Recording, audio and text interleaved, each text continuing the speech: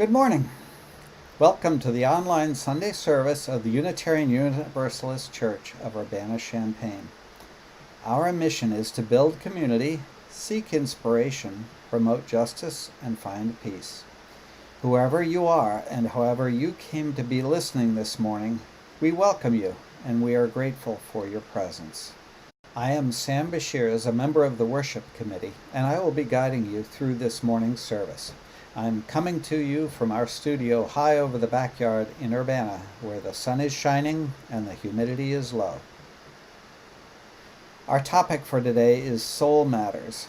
For the past 2 years, our church has used Soul Matters to frame the arc of the year in worship, using a different theme for each month.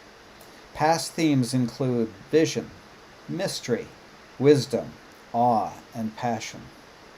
Soul Matters provides a structure and resources to help make our worship experiences deeper and more meaningful. An important part of Soul Matters is a small group discussion program. Each month, small groups meet for discussion and exploration of the theme. The meeting is a chance to explore questions about life, the universe, and everything, and to share our explorations with others. It's also a chance to get to know a few people in a deeper way than is possible in coffee hour. As we meet this morning, our country is in turmoil and life is full of uncertainties. We are experiencing this time in very different ways. Some in our community are worried mainly about whether there will be college football this fall, and others are worried about where they will live and how they will eat. In this time, it is vital that you take care of yourself, even as many of you are taking care of others. Souls matter, and that includes yours. Each Sunday we begin with a land acknowledgement of the indigenous nations of this land. Wherever you are listening, please bring to mind the indigenous peoples of your place. There will be a moment of silence after the acknowledgement. We recognize and acknowledge that we gather today on indigenous land taken through deception, coercion, and violence. We acknowledge the continued displacement and oppression of Native peoples and honor their commitments to survival, identity, and the protection of our world.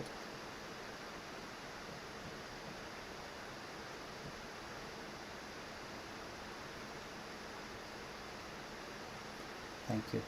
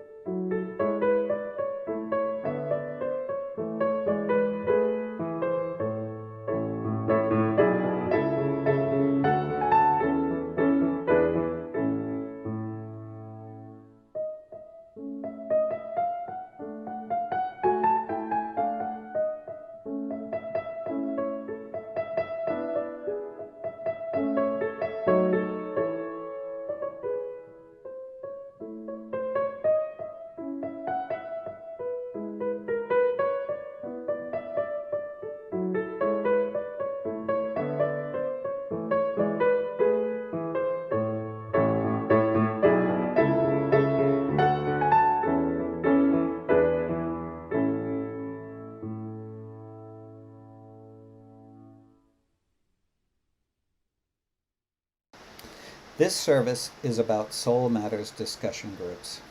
The experience of a Soul Matters group is hard to describe. You really have to be there. So this morning, we're going to share a Soul Matters meeting with you, and we hope this experience will make you want to be there. I am co-facilitator of a Soul Matters group, along with my wife, Lynn Wiley, who will facilitate and participate in this meeting, along with 3 volunteers from our group. Now, a typical meeting runs for 2 hours. We have done our best to keep this meeting short, but we also want to experience a real meeting where the members share and listen in the moment without having to worry about the time. So I want you to know at the start that this service runs a little long, over 65 minutes. I hope you'll be so engaged that you won't notice the time, but if you do need to leave early, you can return to view the service later. A link will be available on our website. Our fellowship hour begins at 11:15, and you may join then or when the service ends. Either way, Sherry Bolin and I will be there to greet you. A Soul Matters group is a sacred space, and everything said in meetings is normally kept confidential. We thank our participants this morning for being willing to share this meeting with you. And I want to emphasize that what you will see is a real meeting. It's not scripted, it's not polished, and our members were not playing to an audience. They were speaking and listening to one another. We begin our Soul Matters meetings with a chalice lighting and check-in. For this service, our members will briefly introduce themselves. We'll now begin our meeting. Please follow along as we light our chalice. The words will be shown along with the video. It's so great to see everybody here. Thanks for joining us and making time for our Soul Matters session. And so we are going to start off as usual with our chalice lighting. And I have some words I'd like to read. Shall I do that? Yeah, that would be great. So our chalice lighting words this morning are from our trust themed Soul Matters session. And it's some lovely whimsy from Dr. Seuss on trusting yourself. Probably well known to everybody. So here goes. You have brains in your head. You have feet in your shoes. You can steer yourself any direction you choose. You're on your own, and you know what you know. And you are the one who will decide where to go.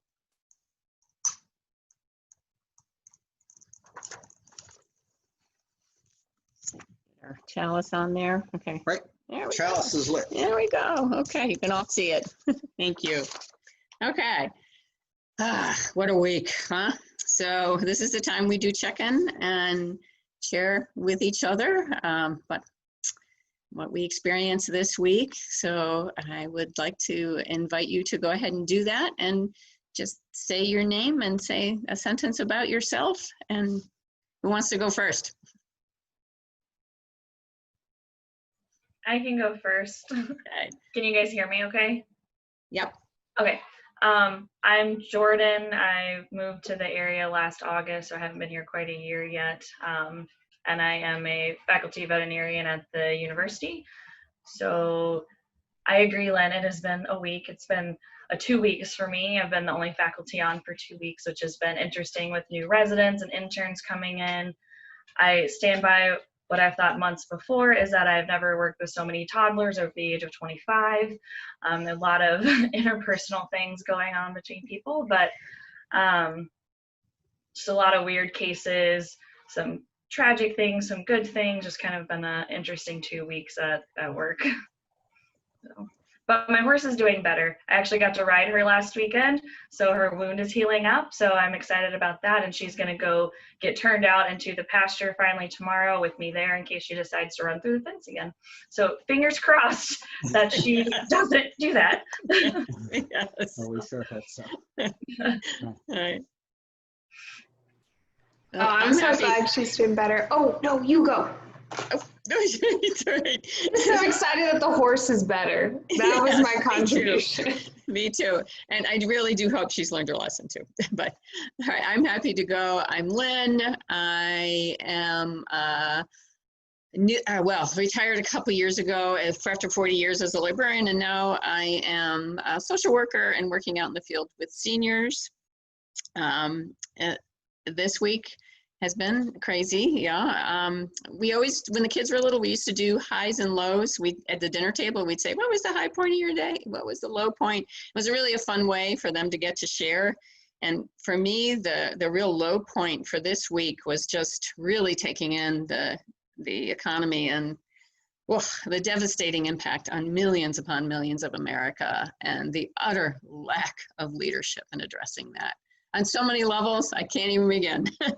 But the high point for me is also just seeing how so many people are jumping in and helping, whether it's tons of volunteers who are doing food aid and deliveries, or just showing up and helping somebody, to all the people who are activists and are protesting for equality and continuing to day after day, despite incredible stuff, and fighting for our constitutional rights, and I think it's just growing. So that to me is my high and very hopeful. I can go next. My name is Alicia. I moved to this area a year ago from Florida. So it's surprising to me that a whole year has gone by that I've been here.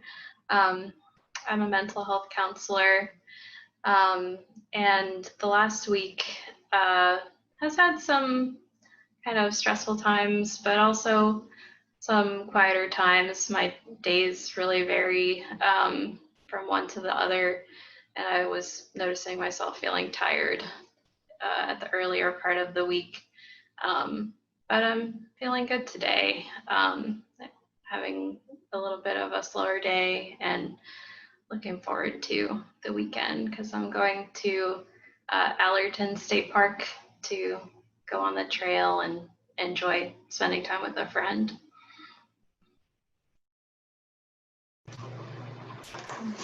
My name's Aggie. My pronouns are she and her, and I've lived here for about a year, which is a weird time to be like reflecting on a 1-year anniversary of living someplace.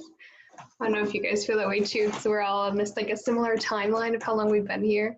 But I'm a grad student at the university, and my week has been a little higher than a lot of other ones because I've made it a point that I leave the house at least once a day. I've been going on walks, like I'm actually leaving the house, which is amazing. Time for our morning offering. Each month we share half of our Sunday offering with an organization in line with our values. During the month of August, we will support Moms Demand Action for Gun Sense in America. The Illinois chapter of Moms Demand Action for Gun Sense in America is a nonpartisan movement to advocate for stronger gun laws. More than 36,000 people per year die in our country from gun deaths through mass shootings, suicide, domestic abuse, and accidental shootings. Solutions to gun violence are straightforward: stronger background checks, holding the gun industry accountable, removing guns from domestic abusers and suicidal people, and stopping gun trafficking and the sale of military-grade weapons. We now have a way to give quickly and easily by text and credit card, and your donation today will be shared between UUCUC and Moms Demand Action. You can also still donate online or send a check after the service. The offering will now be received.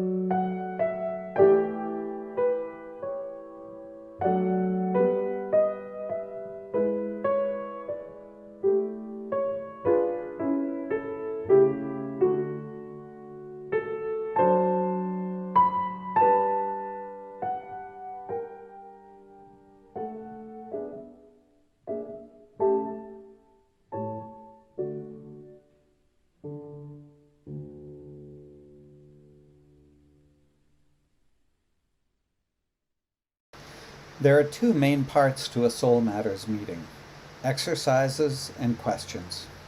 Each month there is a packet of ideas and resources for that month's theme. Exercises are explorations to be undertaken prior to the meeting, ideally for the full month.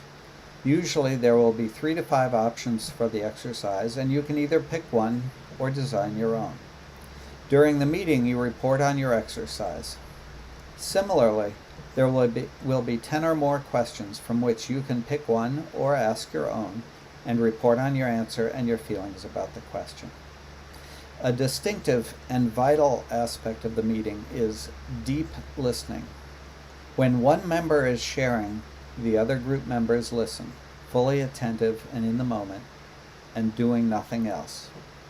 No nodding, no approvals or disapprovals, no body language, just listening.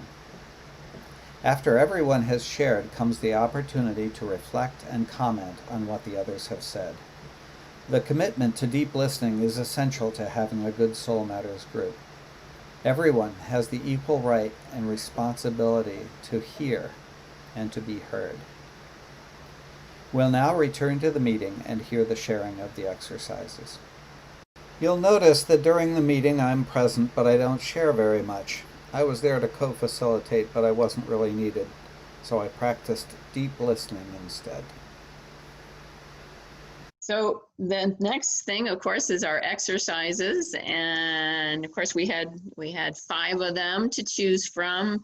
I'm just going to go over the 5 of them. We had the tiptoe towards trusting yourself, option A. We had the test the trust formula, which was option B. C was a love letter to life. D was find the call of trust in Black History Month. Of course, we're a little out of sync with Black History Month. That was in February, but very relevant. And then option E, we can do whatever we want because we're all pretty busy and sometimes we can't always do the exercises. I can go first again. This is Jordan again. Thank you, Jordan. Yes, thank you. True to form, I read this like 3 hours ago, so it's been kind of crazy 2 weeks at work. So I ended up doing the tiptoe towards trusting yourself. One, because last week there was another faculty surgeon there, but this week I'm literally by myself. There is no backup, there is nothing. So kind of had some like questions with cases where like I know what I need to do surgery wise or other, and kind of that just second guessing yourself with, is this the right decision for the patient? Is it not? I had a case last week that the client got a little irritated because it came in for surgery and it had a wound about, 2 centimeters from the surgery site that was draining pus. And I was like, I'm not going to do surgery on your horse because I don't want to give it an infected joint, which could kill it. So we had to have this because they came in for the surgery and I'm like, no, they can't. I had a case today that came in for a specific surgery. Then we took x-rays, and instead of the $1,200 surgery I thought they needed, based on what the owner told me, it needed like an $8,000 surgery with plates and screws to save its joint because it was a lot more damage than what the client realized. So that wasn't good. But another one came in for a fracture and didn't have a fracture, so that was good today. Just kind of all over the place. But it was an interesting option because my resident was talking to me about this the other day. We've had some time to work on cadaver limbs, so I helped them do a fracture repair earlier this week and some other stuff. I like orthopedics, so if I can play with power tools, it is way more fun than not. And she was asking, well, if you've never done a procedure before, how do you go about doing it if you're by yourself or whatnot? And so kind of towards that line of trusting yourself. And so what I told her I do is I'm a planner. And so the way I look at it is, because I've had this before, my very first fracture repair is a very complicated one that I just had to do by myself. Nobody else was around. And like, you just talk to people that so I contacted my orthopedic surgeon friend and went over stuff. And then I'm like, then you come with a plan. I do step by step. So what's my first step with this? Okay, step 1, draping. Got that done. Step 2, make my incision. Okay, now that's done. Step 3, and kind of so forth. And then I have a plan and a way of action to kind of get through it. So that helps. I don't know, for me, I accomplished step 1. So now I can move on to step 2. I accomplished step 2. Now I can move on to step 3. And it just kind of makes it a little bit easier. And again, I'm a planner, so the whole fly by the seat of your pants doesn't work for me as well. But that's kind of what I told her to do, and that made her feel better too, because she's thinking about having to go off on her own into the workforce next year when she's done with her residency. And there's a lot of things. There's things I see here that I never saw in my residency in Minnesota, and things I'm more comfortable with because I saw a lot, and we just have different caseloads here. So it's we all go through this, right? We're all inexperienced initially. I'm sure Lynn being a social worker and doing that transition and you're like, oh my God. And I'm sure Alicia, the same thing, even moving to different locations, it's probably different. And Aggie just moving, and I can't remember what your PhD is in. I'm sorry, I forgot, but I'm sure even that is kind of, just a transition to get used to new things and stuff. So I don't know. The takeaway for me is have a plan. At the end of the day, that's what works for me anyway. I'd love to go because Jordan's last line was kind of like a lot of what I was thinking about this week for the packet. Because my mom loves the catchphrase when you have a plan, God laughs. And I feel like that's just when you're like, oh, I don't know, I don't remember what your PhD is in, and I'm like, I don't either. What is it in? So one thing that was really cool about doing this for this service was thinking about trust now after we had thought about trust in February of this year. And I am in a position where I think about trust very differently now. So I did the option E, the make up your own one, because I was reading through the quotes and the snippets of poems at the end and of the packet. And I was just thinking so much as I was reading through this, I was just feeling myself get really angry, just thinking about how I think about trust and how I trust my world, and especially the reminders throughout this packet of the fact that this was done as part of Black History Month, and there are links to documents really relevant to that. And it's just being some inequities in our country that are not new, but are just more apparent to me right now. That was a big kind of spiritual reflection for thinking about trust as a community thing. Because the readings, especially at the end, have this balance between trust being something potentially spiritual for you, and trusting that things are going to be okay, and trusting that what's happening is supposed to be happening. But then it's also having information in this packet about but trust is also about trusting that there's going to be the important disruptions when what's happening is just not what's supposed to be happening and is not okay. And that's a tension and a balance. And when I think about my faith, what is trust to me? I feel now, at the end of July, I do just have that kind of that anger and frustration feeling, where I remember thinking about this topic earlier, prior to shelter in place orders, and and just feeling really different about it, thinking oh yes, I have this spiritual trust, and there's one quote that's when you don't know the way, you just start moving forward, and then the way is what's happening. I love that one, and that's really what I thought earlier this year. And it feels different now. I'm happy to go.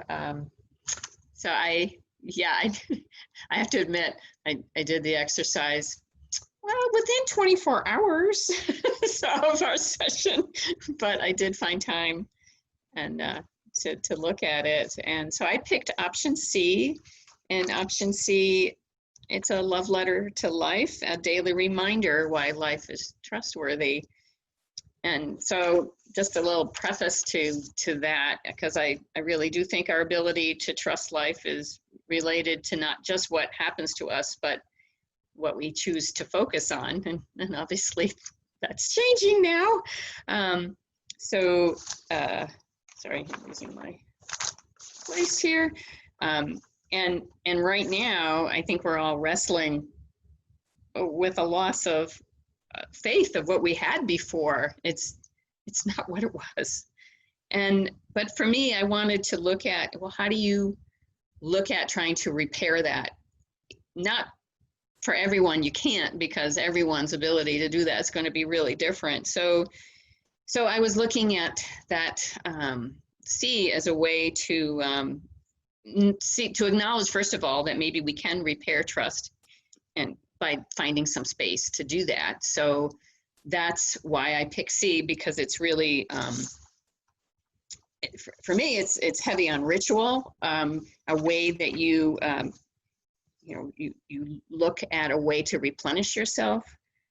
So I want to strengthen my trust, and I do that with a ritual that I hadn't really realized was a ritual until I really examined it. And I actually love rituals, and sorry, I meant to go back to that. I love rituals, and it probably goes back when I was a little kid, as a Catholic church, grew up Catholic, and I really loved Sunday services because I just got to feel everything with the senses were all open.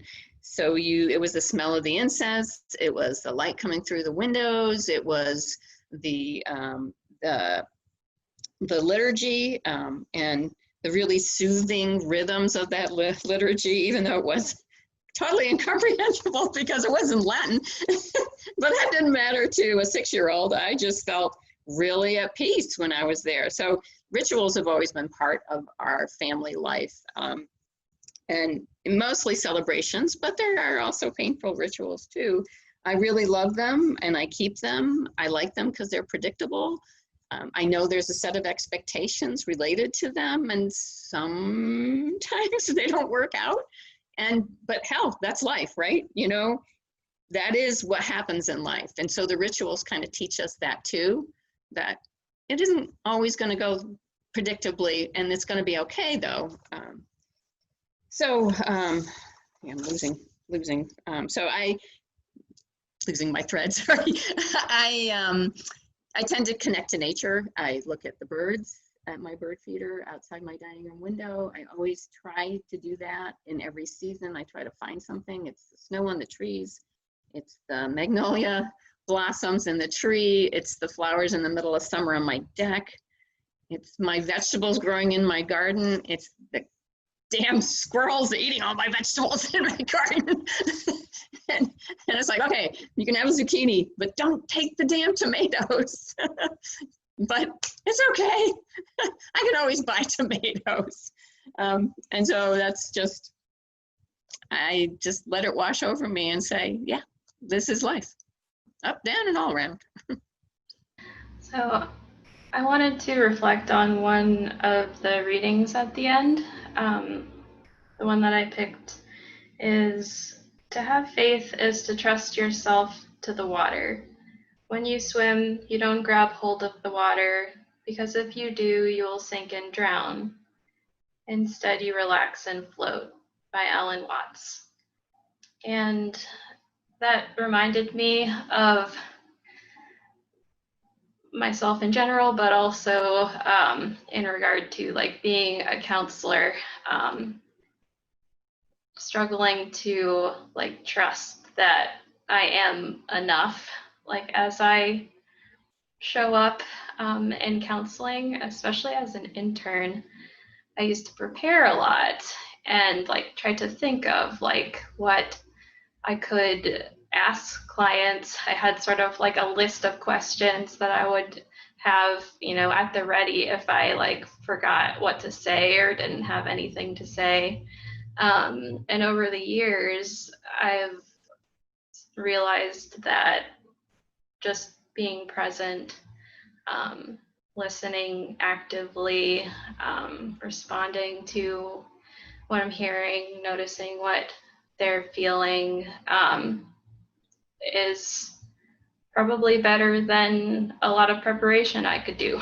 Of course, training is important, but it feels really good to let myself float, so to speak, to trust that I'm enough in that role, and also in general in my relationships with everyone who's important to me. So I really liked that reading and connecting it that way.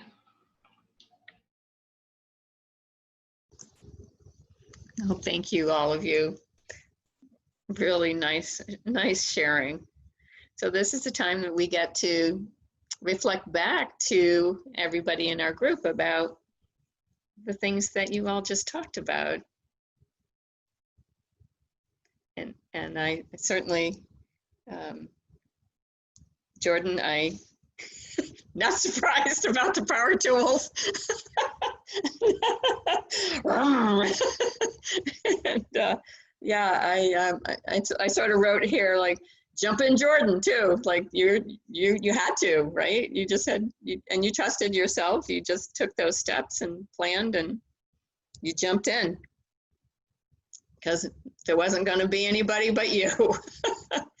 But please send us a picture with a power tool sometime soon. I can definitely do that. And Aggie, I, of course, just laughed out loud about, yeah, make a plan, God's going to laugh. I think we all were sort of relating to pieces of that. Yeah, things don't always go the way you want. And I resonate completely to the anger. Yeah, looking at where we are now in our community of trust. And really hard when we look at the bigger picture community. So yeah, thank you for sharing that. I totally validate that. Very different experiences now. And Alicia, I read that reading. Yeah. I wish we could go out for a couple of long beers or something and talk about how you just gotta go with the flow. I used to always say when I was a librarian that, oh, don't worry, nobody's going to die if you make a mistake in cataloging. Well, guess what? Somebody could die if I make a mistake now. So, but I agree about just being present. And you are a wise woman. It is indeed. I find the same thing.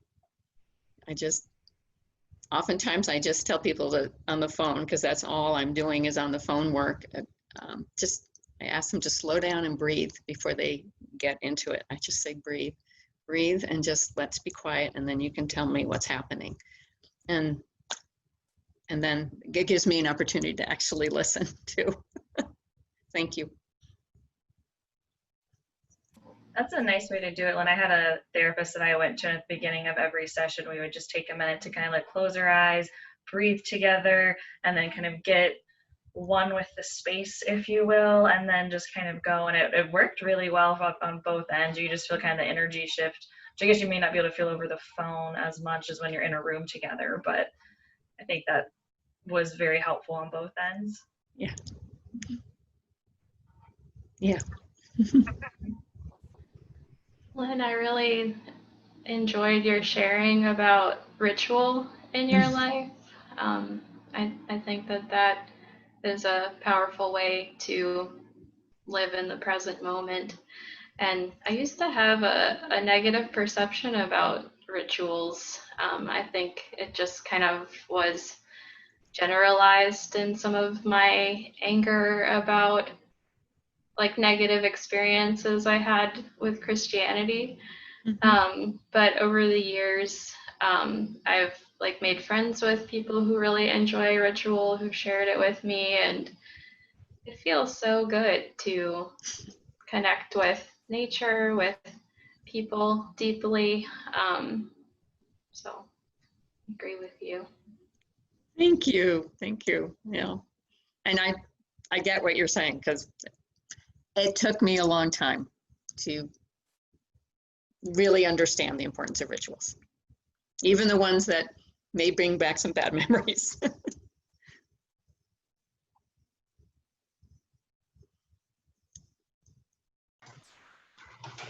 I agree too about ritual. I remember like when I first came into to UUism. It was after like a very long break of religious affiliation, and the religion I was raised with too was Catholic. Aggie is short for Agnes Grace. Like, yeah, that's how Catholic my family is.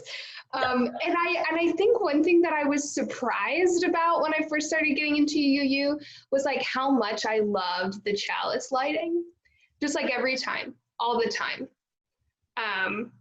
Yeah, and I think about like that kind of ritual, and I think about it like connecting to trust too, because like it's this sense of like symbolic stability, and maybe stability is the wrong word, or maybe just in true UU fashion, we'll just all have a different word for it, and that's very cool too. But yeah, I connect with what you're saying about ritual, and I just this summer took a meditation class, and it's like what you were talking about. With like picking things to notice. I've been trying to do that too, which is interesting to do now. Everything's interesting to do now. But and then the water quote was one that I felt like when I did like the first read through of this packet, and I was like trying to like get a hold of how, like, what am I even thinking about trust now? Like that was one where it kind of started to click, you know, a little bit, and then it stopped clicking, and that's just usual. But yeah, and Jordan, I appreciated the way you were talking about like the plan and the element of taking something really big and then breaking it down. Yeah, and it's always interesting to hear how different people break down something that's really big. Hi, I'm Sherry Bolin, Director of Congregational Engagement here at the Unitarian Universalist Church of Urbana-Champaign. Each Sunday, we invite our members and friends to share their individual joys and sorrows. We share our individual joys so that our fellow members and friends can help us to celebrate those memory moments in our lives. And we share our sorrows so that our fellow members and friends can help support us through those challenging times that come to each of us from time to time. Today, I have several joys and sorrows to share with you. First, a joy from Priscilla Crone and Jerry Fry. Priscilla writes, "We celebrated my sister's birthday on FaceTime today. She turned 80, and we enjoyed cake, ice cream, and coffee. Many blessings to your sister for many more years of happiness, Priscilla." And now a sorrow from Amy Robison. Amy writes, "My 89-year-old mother-in-law entered the hospital Friday with very low blood sodium. We have not been able to visit her at her Pennsylvania assisted living facility for many months.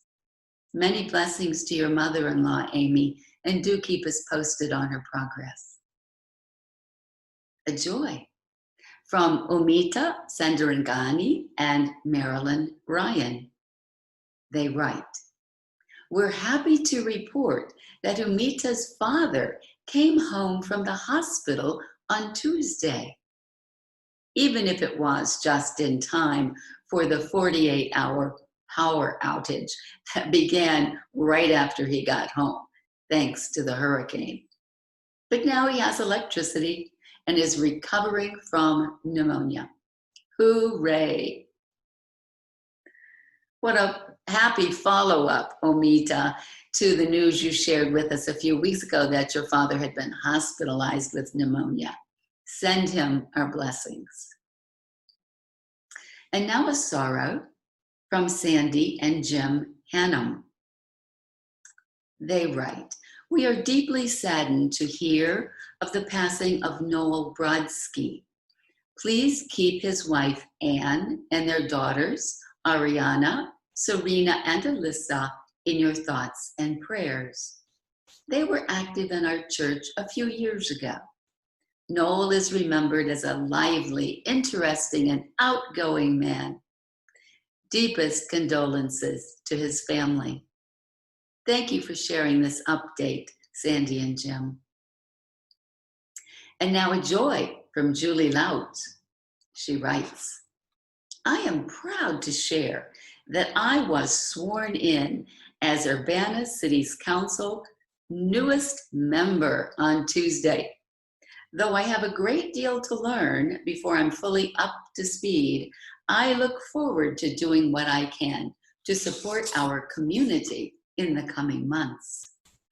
And I offer my sincere gratitude to the entire UUCUC community, which has helped me to develop the experience and confidence to take on this new leadership position. Congratulations, Julie, and thank you for representing our church community and our greater city community so well. Another joy from Sam Bashirs and Lynn Wiley. Our daughter Carolyn started medical school orientation at UI Chicago on Thursday. She had a great first day. Her program head, maybe a UU, she talked about interdependence and the worth of every person. Congratulations, Sam and Lynn. That is wonderful news. Another sorrow from Jim and Sandy Hannum. They write, we're concerned for Cindy Louie because of the unexpected death of her younger cousin last week. Our thoughts are with her, Michael, and their family. We're deeply sorry for your loss, Cindy. And one more joy from Jim and Sandy. They write, we celebrate Teresa Benson's transition to private practice in Champaign from her previous job at the University of Illinois. Best wishes. Best of luck and many blessings, Teresa, as you begin this new adventure. If you have a joy or sorrow that you would like for me to read next week, then please email it to joysandsorrows@uucuc.org. And please email it to arrive by 5 p.m. on Friday. Then I'll read your joy or sorrow during Sunday service next Sunday. And then it will appear the following week in our e-news, which is our weekly newsletter. I know that there are many unspoken joys and sorrows out there, and I'd like to acknowledge each of those. It's fine to hold them privately, but please know that we do celebrate your joys with you, and we're here to support you through your sorrows. And now please join me for a moment of silence, meditation, or prayer. Many blessings.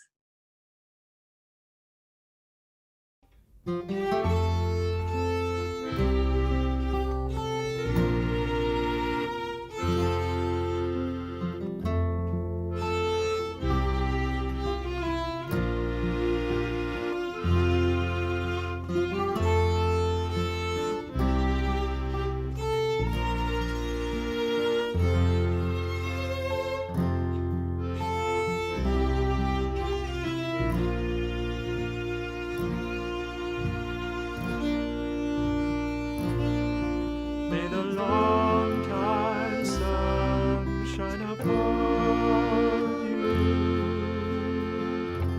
All love surround you, and the pure light that's within you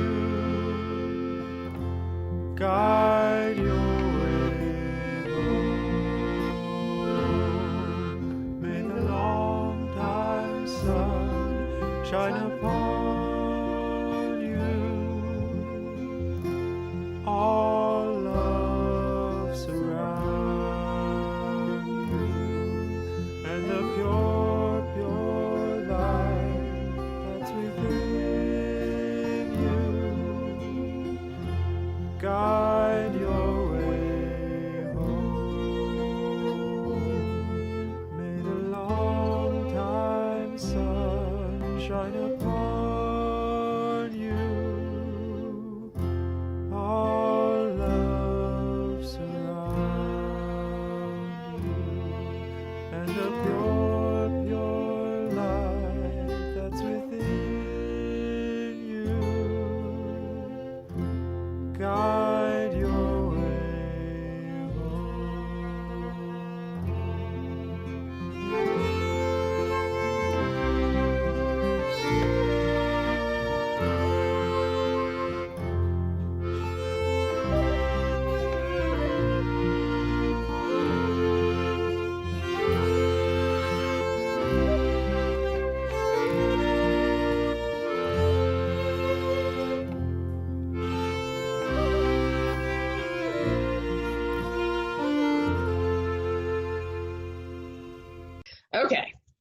So now we move into our question.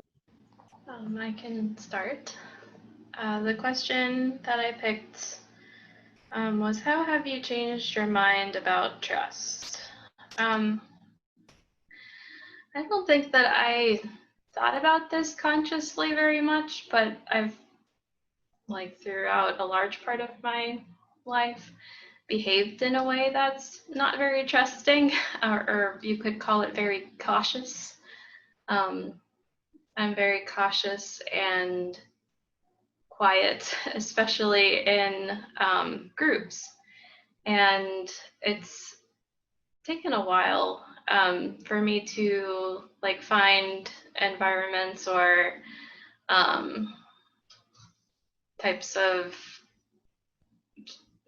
I don't know, like, I guess amounts of people that I feel comfortable with. And it's small. I feel comfortable with like one person or two people to be open, to be vulnerable. And I found that it feels really good to me to be able to open up with one or two people. Whereas in the past, I kept a lot of things to myself, I guess, for fear of being judged, or of being seen as awkward or dumb, or, you know, all the things that you tell yourself. But I feel like I've grown a lot with regard to trust through like the end of my 20s and now in my early 30s. And I feel excited even about like growing my social network and sharing myself with people and learning about people.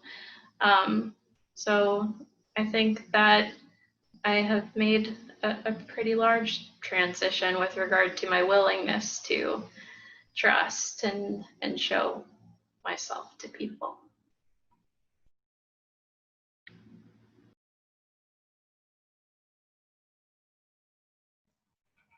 I can go next. I apologize, Alicia, if you saw me laughing. Sam put the moose toy in the camera and I thought it was funny, so I got distracted for a second. But I actually did the same question, how have you changed your mind about trust? And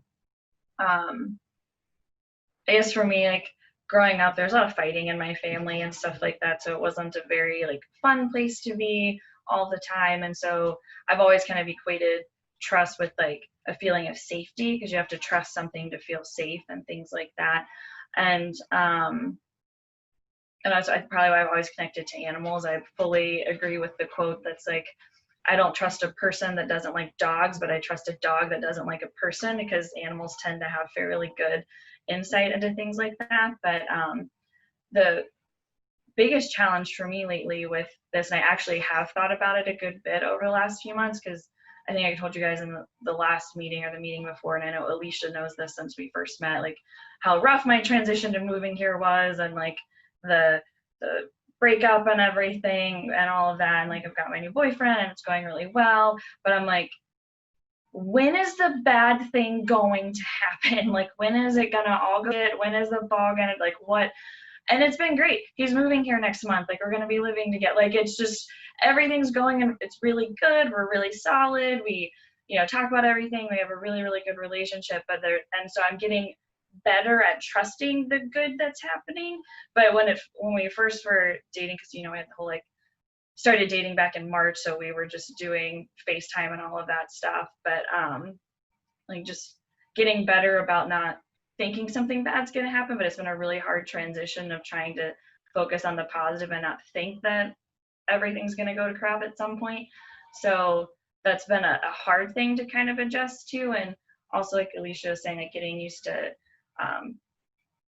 talking with other people and things like that. Like, I was really weirded out about doing Soul Matters when I came. Like, Alicia and I decided to do the group together because we met at the church in August, and I'm like, is this like group therapy? Like, do we even want to go? And so, I think I missed the first one, but like I was able to come to the second one, and it's been I really liked the group. I've liked getting to know people, and I think like within the group we have a level of trust of talking about different things, and like Alicia said too, learning about everyone's lives. Like we've got kind of a mixed group of ages, and just hearing people's life experiences and being like, oh, you know, other people have been through similar things, or holy crap, that was crazy you even survived that, or whatever. And I think just that, like, our differences also bring us together and create a area of trust, if that makes sense. I'm not sure if those are the best words, but I've definitely had a lot of changes in trust over the last years, just going through different things, and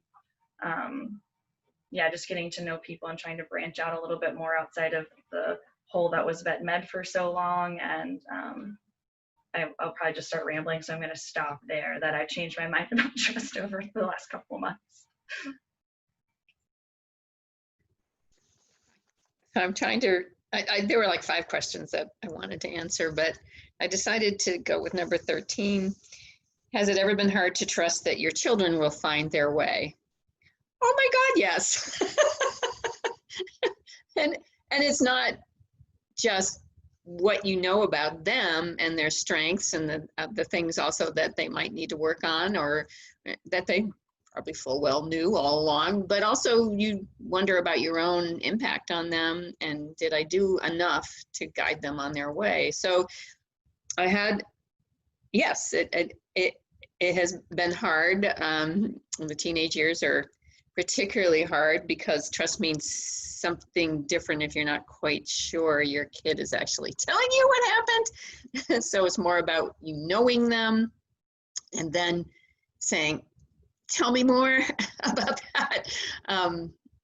But for me, the moment that was really amazingly telling for me and about knowing that it was fine to trust them, that they do find their way, was an incident that happened with my son when he totaled his car, and it wasn't his fault. He got T-boned, but it was a car he and I had worked really hard to get, and he absolutely needed it for work, and it was his first car, and it was totaled.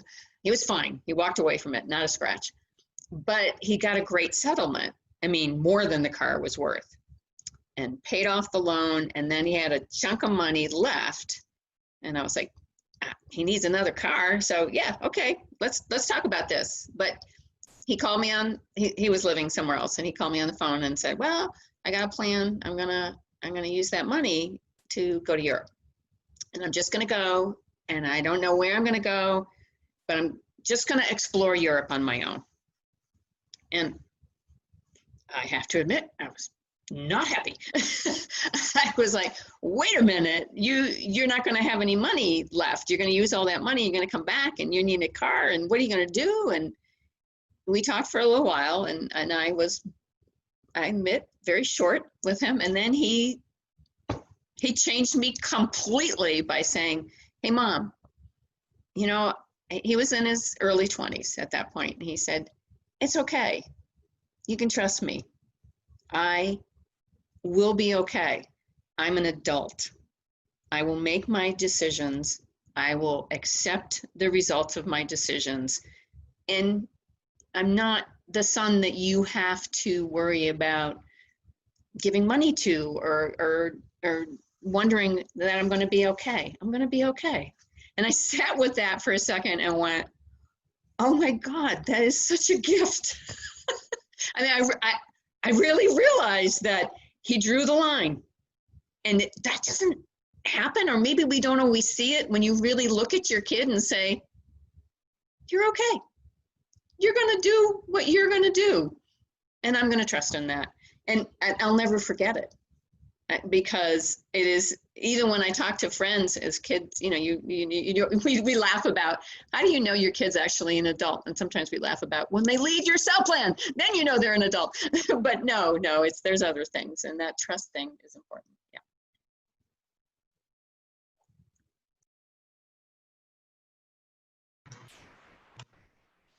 Yeah. I like number 12. It's what have you learned about trusting grief rather than trying to make it go away? I appreciated that one, and also other parts that we're just talking about like trusting your feelings or like trusting your gut reaction to something. Kind of like Jordan's comment about like a dog just generally knowing what's up. Yeah, and like the balance between like recognizing that like I might have a knee-jerk reaction to something that's not true and not a fact, and you know, what does that reaction tell me about the way I'm thinking that is helpful. But I liked this like centering on grief in this question, because for me it was less about like making my emotions, like trying to make them rational or like really like thinking about how I'm thinking and what I'm thinking. And when I think about like grief and my experiences with grief, especially like in the context of like just living in a pandemic, it's like it's just like a little like a deeper, heavier feeling. And like yeah, that idea of like trusting that it's, you know, okay and important to react that way, and just like being in grief while still not trying to like drown in grief, you know, like that one.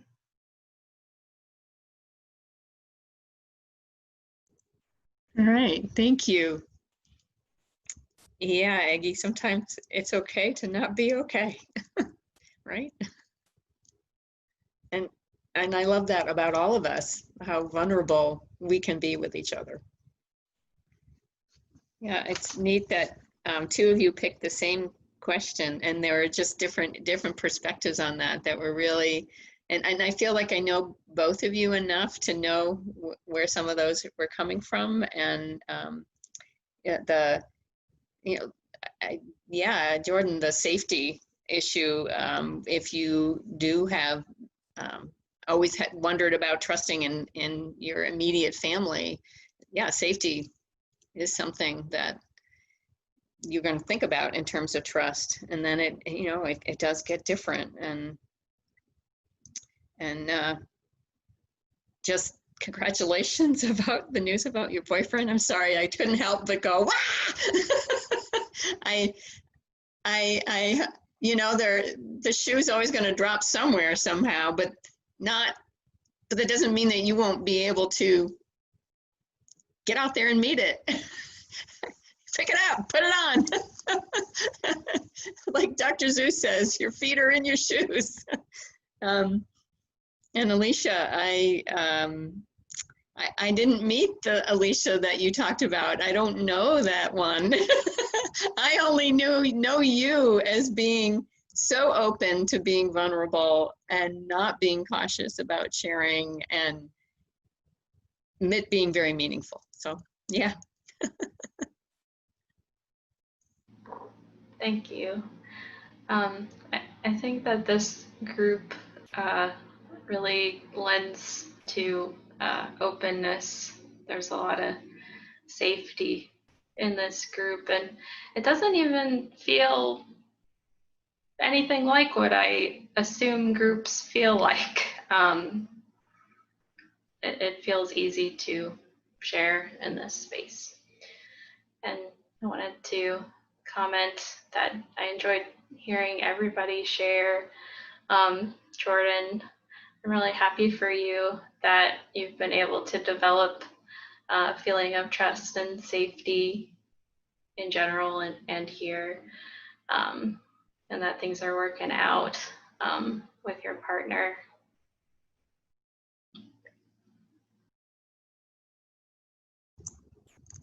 Alicia, you reminded me one thing about Aggie that you said, I think, about we're all different, but we're really interested in our differences, and because we're learning from each other constantly. So I appreciated that you brought that up, and recognizing it's one of the things Sam and I love, that we're kind of like, we've got the younger group, even as we're the older ones. But it's just really fun to see you in 1 year, each of you, what you've adjusted to and have taken from that. Very neat. That sounds right, but I don't know how else to say it. I had a question for you, Lynn. Just I thought question 13 was interesting, but obviously I don't have kids, so I mean I teach students and stuff, but how's the trusting with your kid when you like it's a bad idea, it's not going to end well, but you're like, do I let them figure it out on their own and just trust they'll be okay on the other side of it? Or like, how do you navigate that part as a parent of letting your kid essentially screw up and then figure out how to like pick up the pieces and grow as a person with that? Like, what is that like? If that question makes sense. Yeah, thank you. I have a joke in the family that I have a tattoo, and I don't really have a tattoo, but I really should get this tattoo because I've talked about it for so damn long, and it says have faith. So I'm always doing this because I pretend I have a tattoo here that says have faith, and it's not have faith in spirituality at all. It's have faith in others. And yeah, you just have to have faith that they're going to do the right thing and they're going to learn from mistakes. And that is a good thing. And I think the worst thing any parent can do is not let a kid take risks, because they'll never learn and they'll be forever anxious about falling off a cliff somewhere. And I won't be there to catch them. Nobody's going to be there to catch them. And so I think that's something we were really, really aware of as our kids were growing up, that even though sometimes I would stifle every bit of momness, sure, you can have those stilts, go right ahead. Yeah, you want to learn how to drive and you want your driver's license yesterday. Here's a few rules, sign the contract, go for it. And that's what we did. So I think that's a hard thing for parents, just to let them go and make those mistakes. Hi, I'm Sherry Bolin, Director of Congregational Engagement here at the Unitarian Universalist Church of Urbana-Champaign. Many thanks to Sam, Lynn, Alicia, Jordan, and Aggie for allowing us to sit in on your Soul Matters Covenant group. Being able to do that has given us all a first-hand impression of what a Soul Matters Covenant group is all about. So thank you for that. And maybe being able to sit on that Soul Matters Covenant group has inspired you to sign up for our newly forming groups that will be run through our 2020 to 2021 church year. In order to do that, make a note of the URL that you see along the bottom of the screen right now. Now, you can't just click on that on this video. It's not a direct link. So you'll need to write it down or remember it. When you enter that in your browser, you'll be taken to a very brief survey. And on that survey, you'll be able to indicate whether or not you have interest in being a participant in an upcoming Soul Matters Covenant group, or perhaps you have interest in at least talking about becoming a facilitator, or maybe you're interested in thinking about both. So return that survey right away, and in the next few days, you'll receive more information. And by the way, you don't need to be an official member of our UUCUC church community in order to participate in a Soul Matters Covenant group. Our doors are open to all. In this service, you were invited to join a Soul Matters meeting. Not as a full participant, unfortunately. That's not possible. But you were able to listen in as thoughts were shared and developed and discussed. I hope you were able to listen deeply and give each speaker your full attention. I hope also you will be able to join me in thanking Lynn for facilitating and Aggie, Alicia, and Jordan for participating. They gave their time and shared things that are important to them. They made themselves vulnerable. The title of this service is Souls Matter. Your soul matters and is worth taking care of. A soul is complicated and has many facets. Each facet is a potential path to spiritual growth and deserves attention and polishing. A lifetime is just enough to get started. Soul Matters introduces a new theme and touches on a new facet each month for 10 months a year. I've already missed more than 600 months in my life, so I want to make the most of the ones I have left. At UUCUC, you are surrounded by interesting, thoughtful people, all of whom have joined our community for a reason. You yourself are a big part of that reason. You have thoughts to develop, experiences to share, ideas to wonder about. Soul Matters is an opportunity for others in our community to know and appreciate you for what you are. Your soul matters. Our souls matter. Thank you for joining. We have extinguished this flame, but not the light of truth, the warmth of community, or the fire of commitment. These we hold in our hearts until we are together again. Blessed be.